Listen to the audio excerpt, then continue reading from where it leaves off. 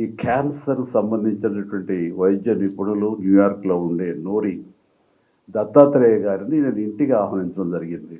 వారికి పద్మభూషణ్ అవార్డు భారతదేశం ఇచ్చినటువంటి సందర్భంలో వారిని గౌరవించుకోవాలి. ఆయన చేసినటువంటి కృషి ఈ క్యాన్సర్ సంబంధించి ఇది చాలా గణనీయం అని తెలిసిన తర్వాత వారిని ఇంటికి ఆహ్వానించి వారిని సన్మానించడం, వారిని అభినందించడం చేసిన తర్వాత ఆయనతో కూర్చున్నప్పుడు నాకు అనిపించింది, ఇదివరకు 1, 2 సార్లు నేను ఇలాంటి క్యాన్సర్ సంబంధించినటువంటి అవగాహన సదస్సులకి వెళ్ళాను.